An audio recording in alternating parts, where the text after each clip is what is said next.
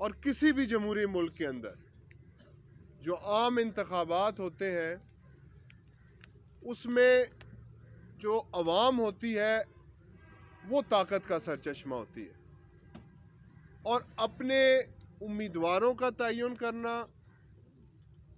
अपनी पार्टी से वाबस्तगी ज़ाहिर करना, बाकी तमाम सियासी जमात के कायदीन ने उसमें हिस्सा लिया। मुख्तलिफ नज़रिए और मुख्तलिफ सियासी मंशूर से लोग इस इंतखाब में शामिल हुए और लोगों ने अपनी अपनी सियासी जमात की वाबस्तगी के हवाले से अपना अपना वोट कास्ट किया। इसमें नज़रियाती वाबस्तगी सियासी जमातों के हवाले से थी और मजहबी वाबस्तगी मजहबी जमातों के हवाले से थी। कहने को तो इस मुल्क में जो आम इंतखाबात कराए गए वो इस मुल्क के अंदर माशी इस्तेहकाम लाने के लिए कराए गए थे, एक सियासी इस्तेहकाम लाने के लिए कराए गए थे। लेकिन मुझे अफसोस है कि 8 फरवरी के इंतखाब के बाद जो माशी गैर इस्तेहकाम और सियासी अदम इस्तेहकाम जिसकी तरफ ये मुल्क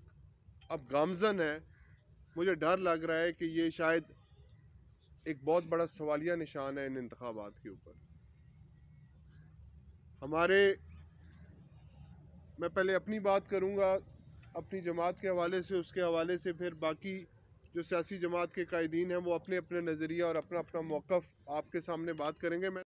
ये फॉर्म 45 जो किसी भी इलेक्शन कैंडिडेट के हवाले से एक उसका बुनियादी हक है और वो एक डॉक्यूमेंट्री एविडेंस है कि जिस डॉक्यूमेंट्री एविडेंस के मुताबिक आपके आरओज़ आपका रिज़ल्ट कंपाइल करते हैं, उन रिज़ल्ट्स का टोटल करते हैं और फिर एक फॉर्म 47 जारी किया जाता है कि जिसके अंदर जो विनिंग कैंडिडेट है उसकी अनाउंसमेंट की जाती है कि किस कैंडिडेट्स ने कितने वोट हासिल किए। ये NH-54 के पूरे 354 पोलिंग स्टेशंस के फॉर्म 45 में आपके सामने रख रहा हूँ और इसकी मैं जो एक हमने समरी बनाई है वो मैं आप तमाम मीडिया के दोस्तों को भी इंशाल्लाह ताला शेयर करूँगा अभी इस प्रेस कॉन्फ्रेंस के बाद। इन फॉर्म 45 के मुताबिक जो इस वक्त हमारे पास फिगर है जो कि एक अथेंटिक और इलेक्शन कमीशन ऑफ पाकिस्तान के अपने प्रिजाइडिंग ऑफिसर्स के जारी करदा फॉर्म 45 के मुताबिक जो हमारी NA-54 की टोटल वोट्स हैं वो 1,03,850 के करीब है। 1,03,850 कास्टिंग वोट है। ये वो वोट है जो पाकिस्तान तहरीक इंसाफ के नुमाइंदे को पोल हुआ है, वोट उनको मिले हैं कैटल के निशान पे जो अजरा मसूद है उनको, और जो उनके रनर अप कैंडिडेट थे सेकंड नंबर पे बैरिस्टर अकील साहब, उनको जो वोट मिला है वो है 46,591। 56,000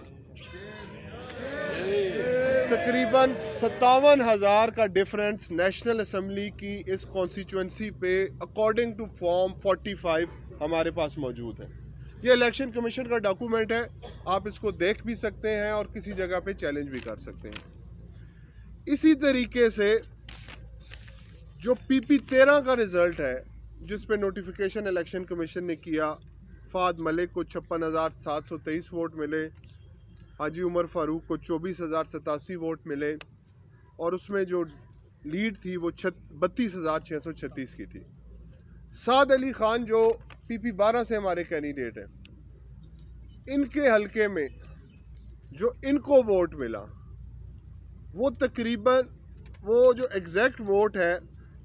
वो है 44,010। ये PP-12 के जो फॉर्म 45 हैं उनके 100 कितने पोलिंग स्टेशन 169 पोलिंग स्टेशन के मुताबिक 44,935 वोट्स ये इनके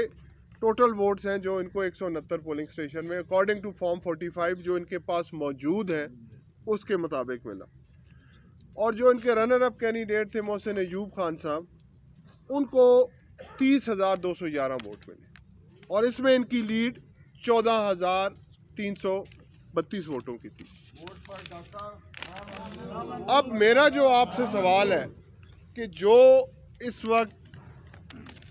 कैंडिडेट्स जिनका इलेक्शन कमीशन ने अनाउंसमेंट की है, इलेक्शन कमीशन ने तो अभी इनको अनाउंस नहीं किया, अभी तो आरओ साहब ने इनके फॉर्म 47 जारी किए हैं जिनके मुताबिक इनको इन्होंने विनिंग कैंडिडेट डिक्लेयर किया। मैं इन कैंडिडेट्स की पूछता हूं इनसे, अगर तो ये इखलाकी तौर पर मेरे लिए तमाम कैंडिडेट्स काबिल एहतराम है, हम आज सियासी नज़रियाती वाबस्तगी से हट कर अगर एक जमहूरी अमल के अंदर जो वोट के ऊपर डाका डाला गया है, जो अगर ये सब इकट्ठे हैं तो हम इस जमहूरी अमल के इस डाके के ऊपर इकट्ठे हैं। ये आज अगर तहरीक इंसाफ के कारकुनों के साथ है तो कल पाकिस्तान पीपल्स पार्टी के कारकुन के साथ भी, उनके कायदीन के साथ भी हो सकता है, ये जमात इस्लामी के कायदीन के साथ, ये अवामी तहरीक के कायदीन के साथ। और तहरीक लब्बैक ने तो बाज़ाब्ता तौर पर मेरे एहतजाज का ऐलान भी कर दिया है कि जो इस इलेक्शन में बेज़ाब्तगियाँ की गई हैं उसके ऊपर। तो मेरा सवाल उन मुंतखब नुमाइंदों से, नुमान भाई आज उधर आज आगे, मेरा सवाल उन विनिंग कैंडिडेट से है जो कि माशाल्लाह मुझे खुशी है कि मेरे वो भाई नौजवान हैं और पढ़े लिखे हैं, डिग्री होल्डर हैं, बाहर से पढ़ के आए, एक इलाके में हम रहते हैं, हमारी अम्मी खुशी दुख दर्द साझा है, मैं उनकी इज्जत करता हूँ, उनके ख़ानदान की इज्जत करता हूँ। लेकिन इस सियासी अमल के अंदर कुछ अखलाकियात होती हैं, कुछ मॉरल वैल्यूज़ होती हैं, कुछ एथिक्स होते हैं जो पढ़े लिखे लोगों को और नौजवान लोगों को, जो कि एक रोल मॉडल है, जिन्होंने आकर रिप्लेस किया है अपने आप को रवायती सियासतदानों से। आप देखें कि इस इलेक्शन के अंदर ख़ात्मा हुआ है 35-35, 40-40 साल पुरानी फरसूदा और तकियानूसी सियासत का। उस तर्ज सियासत को लोगों ने दफन किया है, उनके तरीक़े सियासत को दफन किया है, उनके रवैयों को दफन किया है, उनके लोगों के साथ जो उनके मामलात थे उनको दफन किया है। हमें खुशी है कि नए नौजवान दोस्त हमारे भाई मुख्तलिफ सियासी जमातों से इलेक्शन लड़ रहे हैं। इन्होंने रोल मॉडल बनना है, इन्होंने अपने इलाके के लिए रोल मॉडल बनना है, इन्होंने अपने मुल्क और कौम के लिए रोल मॉडल बनना है। मैं सिर्फ इनसे यह सवाल करता हूं कि आया कि ये अपने ज़मीर की आवाज़ के ऊपर, अपने दिल की आवाज़ के ऊपर, मैं कोई किसी इस मामले के ऊपर कोई हलफ कोई ऐसी बात नहीं करूंगा, लेकिन मैं उनसे सिर्फ इतना सवाल करूंगा कि अगर ये लोग समझते हैं कि ये हकीकी तौर पर इनका ज़मीर मुतमईन है और ये जो 55-56 हज़ार का डाका कौमी असम्बली की लोगों की वोटों के ऊपर डाला गया और 14,000 वोटों का डाका सूबाई असम्बली की वोट के ऊपर डाला गया, अगर तो ये समझते हैं कि ये इनका हक है और ये जीते हुए हैं, तो फिर ज़रूर हलफ भी उठाएं, इलेक्शन लोगों को सेलिब्रेट भी करें और उसके बाद फिर पब्लिक में भी जाएं। लेकिन अगर उनका ज़मीर गिल्टी है और उनके अंदर थोड़ी भी शर्म है, उनके अंदर कोई मॉरल वैल्यू मौजूद है, उनके अंदर कोई अखलाकियात मौजूद हैं, कोई एथिक्स मौजूद हैं। ख्वाजा साद रफ़ीक साहब जो कि हमारी सियासी मुखालिफ जमात से ताल्लुक़ है, लेकिन मैं सलाम पेश करता हूँ उनको, मैं सलाम पेश करता हूँ मुस्तफ़ा नवाज़ खोखर को, जिन्होंने खुले दिल के साथ अपनी शिकस्त को तस्लीम किया और उन्होंने अवामी राय को अहमियत देते हुए अपनी शिकस्त को एक्सेप्ट किया। तो अगर तो ये समझते हैं कि वाकई इन्होंने इतने वोट लिए हैं और इतने वोटों के साथ वो जीते हैं, तो लाएं, रखें, एक प्रेस कॉन्फ्रेंस करें, आप लोगों को बुलाएं और अपनी तमाम फॉर्म 45 सामने रखें और जवाब दें, कोई एक हल्का बता दें। ये सारे कैंडिडेट्स बैठे हैं, इन सारों के पास अपने अपने फॉर्म 45 मौजूद है। मेरा फॉर्म 45 गलत हो सकता है, तहरीक लब्बैक वालों का गलत हो सकता है, मलक शाहिद साहब का गलत हो सकता है, जमात इस्लामी वालों का गलत हो सकता है, अवामी तहरीक वालों का गलत हो सकता है। या तो हम सारे गलत हैं और वो एक सही है, या हम सारे सही हैं और वो गलत है। तो इस चीज़ के ऊपर आए, मैं उनको मीडिया के ऊपर दावत देता हूँ, आकर इसके ऊपर अपने इलाके के लोगों को मुतमिन करें, अपनी आवाम को मुतमिन करें, मीडिया को मुतमिन करें, जिनको उन्होंने रोज़ फेस करना है। अगर तो अखलाकी हवाले से वो एक नई नस्ल को रिप्रेजेंट कर रहे हैं, नौजवानों को रिप्रेजेंट कर रहे हैं, हाई मॉरल ग्राउंड लेते हुए लोगों को ब्लैक एंड वाइट के अंदर डॉक्यूमेंट्री एविडेंस के साथ अपने फॉर्म 45 दिखाएं। अगर वो मैच करते हैं मेरे से, जमात इस्लामी के उम्मीदवारों से, लब्बैक के उम्मीदवारों से, पीपल्स पार्टी के उम्मीदवारों से, इवन के यहाँ पर थोड़ी देर पहले चौधरी निसार अली खान साहब और ज़ीशान सदीक भट्ट साहब की नुमाइंदगी भी मौजूद थे, उनके कैंडिडेट से। तो हमें कोई इतराज़ नहीं, हम अपनी शिकस्त को तस्लीम करेंगे। लेकिन अगर वो इस तरीके से मुँह छुपा कर और हमारी और आवाम की वोटों के ऊपर डाका डालकर वो ये कहें कि वो इस इलाके की नुमाइंदगी करेंगे, तो ये हम नहीं होने देंगे। हम हर वो फोरम जो हमें आईने पाकिस्तान जिसकी इजाज़त देता है, वो प्रोटेस्ट के हवाले से हो, पुरअमन प्रोटेस्ट के हवाले से हो, वो अदालतों के दरवाजे खटखटाने के हवाले से हो, या वो मीडिया का दरवाज़ा खटखटाने के हवाले से हो, इंशाअल्लाह ताला हम उन तमाम प्लेटफॉर्म्स के ऊपर इनको एक्सपोज करेंगे और इनसे सवाल मांगेंगे। मुझे अफसोस है इस बात का भी कि इस पूरे सियासी अमल के अंदर आरओ का रवैया NH-51 के और PP-12 के नहायत ही गैर मुनासिब था। हम आरओ ऑफिस का सुबह 10 बजे तक बैठकर आरओ साहब से मुलाकात का इंतज़ार करते रहे और हमारे ऊपर आरओ ऑफिस के दरवाजे बंद थे। रात को 3 बजे जो आखिरी मुलाकात हुई, उसके मुताबिक आरओ साहब ने कहा कि आप हमारे रिज़ल्ट 1 घंटे में कंपाइल करके अनाउंस कर दिए जाएंगे। इलेक्शन कमीशन की चीफ कमिश्नर की डायरेक्शन थी कि आधे घंटे के अंदर अंदर तमाम पाकिस्तान के अंदर जो आरओज़ हैं वो अपना अपना रिज़ल्ट पहुंचाएं। अगले दिन 12:30 के करीब, जुम्मे की नमाज के करीब अनाउंस होता है, NA-54 का एक फॉर्म 47 अनाउंस कर दिया जाता है। और तो थोड़ा कितने बजे होया PP-12 ना 11 बजे, 11:30 बजे PP-12 का अनाउंसमेंट कर दिया जाता है। तो आया कि सिर्फ एक फॉर्म 47 दे देने से आरओ साहब के क्या वो कैंडिडेट्स जीत जाते हैं? हम तो उनसे सवाल करते हैं और करते रहेंगे जब तक वो इसका जवाब नहीं देते। मैं बाकी पूरे मुल्क के अंदर, पिंडी डिवीज़न के अंदर या पिंडी डिस्ट्रिक्ट के अंदर या अटक के अंदर जो बाकी कैंडिडेट्स की रिजर्वेशन है, मैं उनकी बात तो नहीं करता, लेकिन मैं अवा और टेक्सला के अवाम की ज़रूर बात करता हूँ। मैं और एक और बात भी करता हूँ, एक और आम बात जो मुझ तक, मेरे कानों तक पहुँच रही है कि उनके कहने के मुताबिक कुछ दोस्तों ने ये भी कहा कि जी वो ये कहते हैं कि हमारे कुछ पोलिंग स्टेशंस के रिज़ल्ट जो पिंडी की यूनियन काउंसिल्स हैं वो सुबह आए और उन सुबह के रिज़ल्ट्स के अंदर हम जीते। तो मैं वो भी बताना चाहता हूँ कि जो पिंडी की 6 यूनियन काउंसिल इस वक्त NH-51 के साथ और PP-12 के साथ लगी हुई हैं, उनकी नुमाइंदगी, उनके दोस्त यहाँ पे बैठे हैं, उनके रिज़ल्ट भी हमारे पास हैं, उनके भी फॉर्म 45 हमारे पास हैं। और वो जो 58, 1 से लेकर 58 पोलिंग स्टेशन हैं जो पिंडी की 6 तहसीलें, पिंडी की 6 यूनियन काउंसिल्स हैं जो हमारे साथ लगती हैं हल्के NH-54 में, उनके जो फॉर्म 45 के रिज़ल्ट हैं उन 58 पोलिंग स्टेशंस के,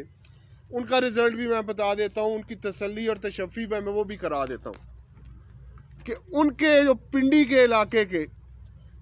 58 पोलिंग स्टेशन हैं, उनमें जो NH-54 के कैंडिडेट हैं, अजरा मसूद को मिले 13,230 वोट और अकील मलिक साहब को मिले 6,897 वोट। 6,333 की लीड के साथ NH-54 के उन 58 पोलिंग स्टेशन से अजरा मसूद इलेक्शन जीती। इसी तरीके से साद अली खान, जो उनके इलाके, उनकी छः जो यूनियन काउंसिल्स थी, उनमें उनको वोट मिले 12,983 और वहाँ पे जो कैंडिडेट थे शेर के निशान पर, उनको वोट मिले 11,219 और 1,800 वोटों से साद अली खान उन 6 यूनियन काउंसिल से भी इलेक्शन जीते फॉर्म 45 के मुताबिक। तो उनकी तसल्ली के लिए ये बात है कि वो जो उनकी बात करते हैं कि वो जो रात को रिज़ल्ट आए, वो रात को जो फॉर्म 45 पे आए, वो तो हमारे सामने है और उनका तो रिज़ल्ट हमने मीडिया को बता दिया। अगर आपके पास वो रिज़ल्ट कुछ और है तो वो भी आप मीडिया के सामने रख लें, ताकि हम तमाम कैंडिडेट्स जो यहाँ पर नेशनल और प्रोविंशियल के बैठे हैं मुख्तलिफ सियासी जमातों के, हम भी अपने फॉर्म 45 में देख लें कि शायद ये वही फॉर्म हो जिसमें हमारा और आपका रिज़ल्ट मैच कर रहा है, या आपके पास कोई तिलिस्माती फॉर्म 45 है जिसमें कुछ ऐसी तहरीरें हैं जो शायद हमें आम आँखों से नज़र नहीं आती, वो भी हमें दिखा दें। लेकिन कुछ ना कुछ आपको दिखाना पड़ेगा, कुछ ना कुछ लोगों को, मीडिया को सामने ले के आना पड़ेगा। इस तरीके से हम आपको लोगों के वोट के हक में डाका नहीं मारने देंगे। साद अली खान ने मुझे अभी बताई है कि हमने जो आखिरी वक्त में जो हमारे पास मौजूद था, इलेक्शन कमीशन ऑफ पाकिस्तान के रिज़ल्ट के मुताबिक, जो उनकी स्क्रीन के ऊपर रिज़ल्ट आ रहे थे, उनके रिज़ल्ट के मुताबिक NH-54 की 82% की रिज़ल्ट के ऊपर उस वक्त जो अजरा मसूद साहिबा हैं वो 45,000 से इलेक्शन जीत रही थी और उसका वीडियो एविडेंस भी हमारे पास मौजूद है जो इलेक्शन कमीशन ने अपने डिस्प्ले में लगाया। और इसी तरह साद अली खान के जो हल्के का रिज़ल्ट है वो भी आखिरी टाइम पर, उसमें वो उन पिंडी की तहसीलों, पिंडी की यूनियन काउंसिल्स के रिज़ल्ट मौजूद थे और उसकी भी हमारे पास वीडियो एविडेंस मौजूद है। तो ये वो तमाम ग्राउंड्स हैं, तमाम मामलात हैं जो एक किसी भी आम फहम आदमी को उसके ज़हन में सवाल उठते हैं और उसके तमाम जवाब तो हमने दे दिए। तैमूर साहब ने आपको तफसील से हर चीज़ बता दी होगी। सिर्फ मैं एक कितना कहना चाहता हूँ कि ये जो RO हमारे इधर लगा था, इन्होंने हमारे साथ सरासर ज़्यादती की है। हम इनके ख़िलाफ़ हर किस्म की कानूनी चाराजोई करेंगे। जो कानून ने हमें रास्ता दिया है हम वो इख्तियार करेंगे। हम अपने वोटर को, मेरा ये पैगाम है, हम बिल्कुल आराम से नहीं बैठेंगे। हम हर फोरम पे इस रिज़ल्ट को चैलेंज करेंगे। इनका पीछा हम बिल्कुल भी नहीं छोड़ेंगे। इस RO ने और हमारे जो यहाँ के 2 मुकामी नुमाइंदे, उन्होंने जो डाका डाला है हमारे वोटों के ऊपर, इनको हम इंशाल्लाह हर चौक, जलसे, जुलूस में लोगों से भी याद करवाएंगे, ख़ुद भी याद करेंगे। उसके अलावा इतना से मैं दरख्वास्त करता हूँ कि अगर किसी भी इंसान में थोड़ी सी शर्म या गैरत हो तो उसको अवामी वोटों का इज़्ज़त करनी चाहिए, उसको अपनी शिकस्त को तस्लीम करना चाहिए। नहीं तो यहाँ मीडिया पे हमारे साथ आके बैठें, हम उनको ओपन चैलेंज करते हैं, अपने फार्म लेके आए यहाँ पर। अगर अपने फार्म वो लाके हमारे साथ यहाँ पे नहीं बैठेंगे, हम हर जगह पे उनका मुकाबला करेंगे, गली कूचों में उनका मुकाबला करेंगे और इंशाल्लाह अवाम की ताकत से उनका मुकाबला करेंगे और लोगों को बताएंगे कि इन चोरों को और इन डाकुओं को पहचानो और इनका पीछा भी इंशाल्लाह नहीं छोड़ेंगे। और अपना इस हक़ को हम लोगों के, जो लोगों ने हमें नुमाइंदगी का हक़ दिया था, जो हमसे खींचा गया, इसको वापस हासिल करने के लिए इंशाल्लाह हमें हर जगह तक जाएंगे। इसमें हमारी अभी आपके से प्रेस कॉन्फ्रेंस के बाद हमारी कानूनी जो लीगल टीम है, ILF के जो नुमाइंदे हैं, वो हमारी रिट पिटिशन्स तैयार कर रहे हैं तमाम PTI के कैंडिडेट्स की डिस्ट्रिक्ट रावलपिंडी के अंदर, और इंशाल्लाह ताला सुबह ही वो रिट पिटिशन्स जो हैं वो दायर हो जाए। है ना जी, मैं यही सवाल मीडिया से भी करता हूँ, यही सवाल उन कैंडिडेट से भी करता हूँ। RO से तो हम ढूंढ रहे हैं RO को कि वो हमें टाइम दे। आज भी हमने सुबह से उनको रब्ता कर रहे हैं, ना उनके दफ्तर में ताले लगे हैं, ना उनका अमला मौजूद है, ना असिस्टेंट रिटर्निंग ऑफिसर मौजूद है। तो ये तो अब अदालतें पूछेंगी जो फोरम है, और उनके कहने के ऊपर वो जब उनसे पूछेंगी तो वो फिर बताएं कि ये किसके कहने पे ऊपर है। इलेक्शन कमीशन इनसे पूछेगी। आपका जो सवाल था, हमें कल 12:30 बजे जो इन्होंने रिजल्ट दिया, पहले तो साफ सी बात है कि इंसान कितना ही मजबूत है साहब का क्यों ना हो, जिस से पूछते थे कि यार कुछ लग रहा है कुछ हो जाएगा, उन्होंने कहा जी 5-10 हज़ार ना फ़र्क हो जावे या 60 हज़ार ना फ़र्क नहीं निकलना। लेकिन जब हमारे सामने ये जलजिला आया तो पहले तो घंटा मुझे खुद नहीं समझ आई कि ये हुआ क्या हमारे साथ। तो उसके बाद फिर जुम्मे की नमाज के बाद हमने एहतजाज की कॉल दी। हमने अपने लोगों ने अपना जो उसका जमहूरी हक है पुरअमन एहतजाज हमने रिटर्निंग ऑफिसर के दफ्तर के बाहर किया। आज सुबह प्रेस कॉन्फ्रेंस की है, आपको बुलाया है, और साथ ही हमारी रेट पिटीशंस दायर हो रही हैं। आज वो तैयार हो जाएंगी और सुबह इंशाल्लाह ताला वो दायर कर देंगे। दरवाजे नहीं खोले जा रहे थे, पुलिस खड़ी हुई थी वहाँ पे और उन्होंने मेन गेट से ही किसी को अंदर नहीं आने। हमने एहतजाज रिकॉर्ड कराया, अपना वीडियो पैगाम जारी किया और वो मीडिया का चल चुका है। चैलेंज करता हूँ कि जो हवाई फायरिंग करके और आतिशबाजियाँ करके खुशियाँ मना रहे हैं, ये मैं इनको चैलेंज करता हूँ कि अगर वो जीते हैं, अवाम ने उनको वोट दिया है, तो इधर हमारे साथ बैठे या हमें बुलाएं अपने पास, हम अपने फॉर्म लेके उनके पास बैठते हैं और वो अपने फॉर्म भी दें।